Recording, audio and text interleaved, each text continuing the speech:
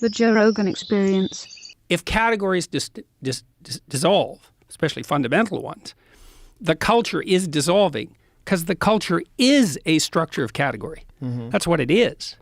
Right. So, and in fact, culture is a structure of category that we all share. So we see things the same way. Well, that's why we can talk. I mean, not exactly the same way, because then we'd have nothing to talk about. But roughly speaking, we have a bedrock of agreement. That's the Bible, by the way. So I just walked through the Museum of the Bible in Washington. That was very cool. It's a very cool museum. So the structure, that's what the Bible Yeah, it's what provides. I figured out. I just figured this out this week. So it was a cool thing to walk through because it's chronological. They have one floor which is the history of the Bible. Mm. But it's not exactly that. It's really what it is the history of the book. Now, in many ways, the first book was the Bible. I mean, literally, because at one point there was only one book. Like, as far as our Western culture is concerned, there was one book. And for a while, literally, there was only one book. And that book was the Bible. And then before it was the Bible, it was it was scrolls and it was writings on papyrus. But we were starting to aggregate written text together. And it went through all sorts of technological transformations. And then it became books that everybody could buy, the book everybody could buy. And the first one of those was the Bible. And then it became all sorts of books that everybody could buy. But all those books, in some sense, emerged out of that underlying book. And that book itself, the Bible isn't a book, it's a library. It's a collection of books. And so what I figured out was, partly because I was talking to my brother-in-law, Jim Keller, who's the world's greatest chip designer and has now designed a chip that's as powerful as the human brain, which is optimized for artificial intelligence learning, by the way. And so I talked to him about that. He said, "You heard of the internet?" I said, "Yeah, Jim, I've heard of the internet." He said, "This is way more revolutionary than that."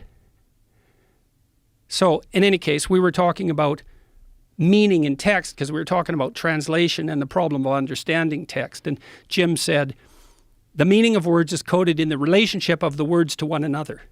And the postmodernists make that case, that all meaning is derived from the relationship between words. That's wrong because, well, what about rage? That's not words. And what about moving your hand? That's not words. So it's wrong, but part of it's right because the meaning we derive from the verbal domain is encoded in the relationship between words.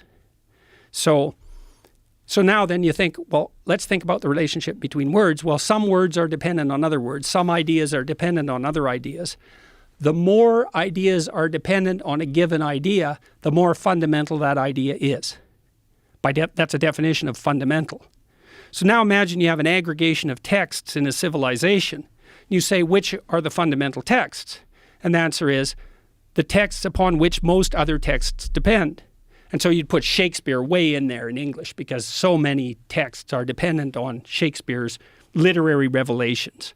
And Milton would be in that category, and Dante would be in that category, at least in translation. Fundamental authors, part of the Western canon, not because of the arbitrary dictates of power, but because those texts influenced more other texts. And then you think about that as a hierarchy, okay, with the Bible at its base, which is certainly the case.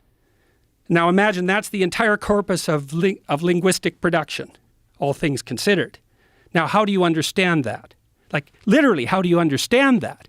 The answer is you sample it by reading and listening to stories and listening to people talk. You sample that whole domain. You build a low-resolution representation of that inside you, and then you listen and see through that. And so it isn't that the Bible is true. It's that the Bible is the precondition for the manifestation of truth, which makes it way more true than just true. It's a whole different kind of true. And I think this is not only literally the case, factually, I think it can't be any other way. It's the only way we can solve the problem of perception.